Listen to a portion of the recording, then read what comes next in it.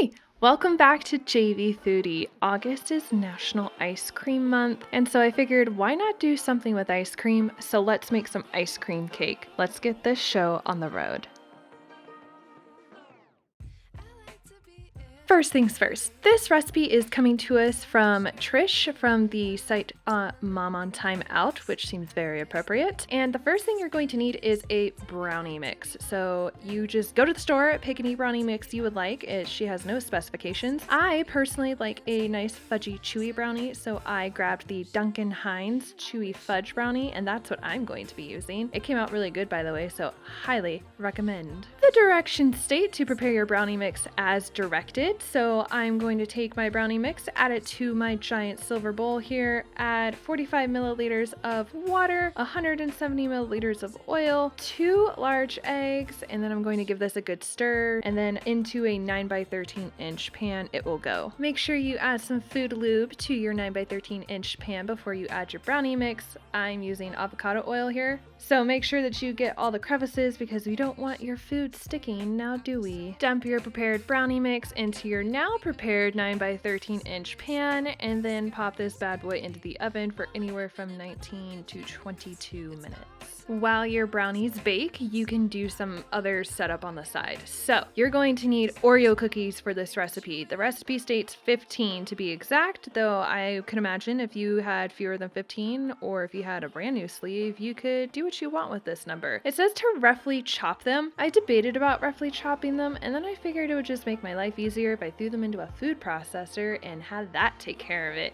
Do whatever your heart desires here. Do you want to have to clean something else? Then great, use a food processor. Or you could just chop them up like a normal person, because apparently that's not me. Do what you will. And then set these chopped up Oreos aside for assembly later. Now, at the 20-minute mark of baking, I checked on my brownies. The directions for this recipe state that you want the edges to appear done and the center to not be quite set. So I checked mine, and my center was just a little underset than what I would like. So I know it's not supposed to be completely set, but I would feel more comfortable if it was just a touch more. So I popped mine back in for an additional 4 minutes. So I cooked my brownies for a total of 24 minutes, and that worked out great for me. Once your brownies come out of the oven, you need to let them cool completely before we move on. This took almost an hour and a half for me to not be able to feel any warmth coming off of the bottom or the sides of the brownie any longer. So set it aside and go live your life and do some other things and come back. But once your brownies have cooled completely, they need to go into a freezer, and they need to be in the freezer for at least 30 minutes.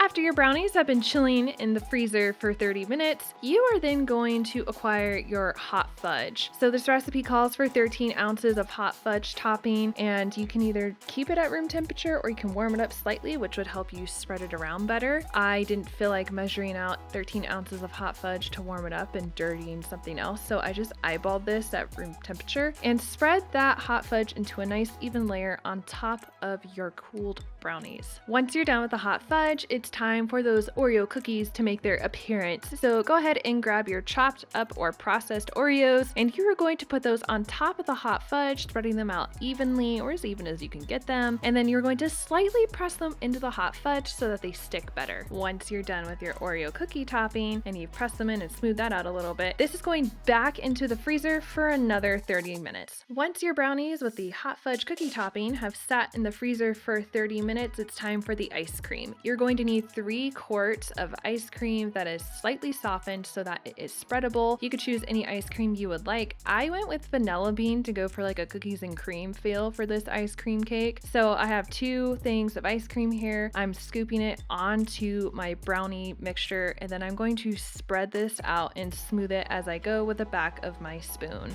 Side note, I did not use the 3 full quarts of ice cream like directed. If I had, my 9 by 13 inch pan would have been completely full to the top, and it would have left no room for the other layers that are to come. So I did stop when I felt like I had a decent enough layer of ice cream that I was happy with. Just pay attention and eyeball it, see when you're happy with the amount of ice cream that you have compared to the brownie you have underneath, and call it a day. Okay, so I let mine sit overnight, so this is the next day. It is frozen solid and ready for us to move on to our salted caramel layer. The directions for this recipe say to top your ice cream with your caramel sauce and smooth it with an offset spatula. The total amount that you need is about 12 ounces of salted caramel sauce, and it says it could either be at room temperature or it could be warmed slightly. I will tell you, I got cocky and I thought, hey, hot fudge worked just fine at room temperature, so why wouldn't this salted caramel do it? No. I would highly suggest that you slightly warm up your caramel sauce, because once it hits that ice cream, it is going to be very hard to spread. So I ended up having to warm some of mine up so that I could get a nice, smooth, even layer. Once you are done with your salted caramel layer, this is going back into the freezer while you make your whipped cream. Now for the whipped cream, you are going to need a stand mixer or a hand mixer. You could do this by hand with a whisk, but that will take a while and that is quite the arm workout. So just make your life easier, get the stand mixer out. Into my stand mixer, I'm adding 1 full pint of heavy whipping cream and then what is supposed to be 1 teaspoon of vanilla extract, but I'm a bougie girl right now and I do not own any vanilla extract at the moment. I only have vanilla bean paste, which I highly recommend you try. It's like way better and it gives that nice little speckled effect.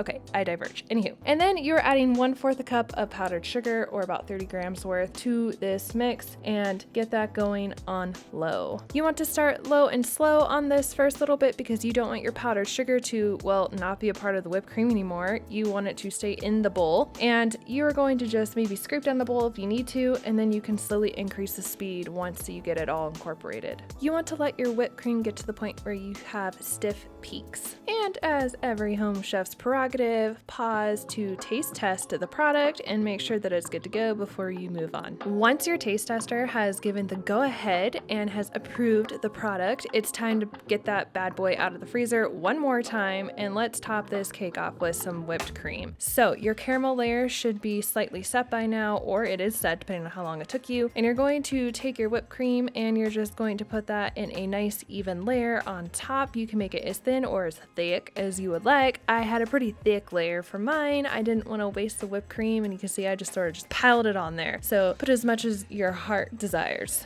Once you have your whipped cream topping going, it is time to place this back into the freezer one more time for at least 2 hours. Now, when it comes to serving, the directions say to top with Oreo cookie crumbs, additional whipped cream, or mini cookies. I could even imagine you could top it with any extra hot fudge or salted caramel sauce that you had left over, whatever floats your boat. We chose to use extra Oreo cookies because that's what we had on hand, and plus it looks pretty. I will say a helpful hint for cutting this cake is to use a hot knife, because when I started cutting into this, I realized it was hard to get through. So take your knife and run it under some hot water, and that will cut through the layers really well. And speaking of layers, the cross section of this is beautiful. You can see the brownie, you can see the fudge and the cookie layer, the ice cream layer, the caramel layer, and the whipped cream, and then the cookies on top, and it just visually looks really appealing. Besides it looking really good, it tastes super good. So this is a corner piece, so there wasn't as much hot fudge on this piece as I would like. The middle had a lot more hot fudge in it, but it was still really good. Calorically dense, yes. Worth every bite, most definitely. At a certain point, my husband called it good and he was done eating. Me, on the other hand, I was not. I believe I finished off the piece, if I remember correctly. And this ice cream cake is a lot. There is still quite a bit of it left in my freezer as we speak several weeks later, and it has held up just fine and still tastes delicious as the day we first had it. So I really hope that you give this ice cream cake a try, or maybe you don't feel like putting the time and energy into this, which I totally get. That's fine. This was like a 3-day adventure for us. And maybe you just enjoy the vanilla ice cream on its own with maybe some toppings. Either way, I hope you enjoy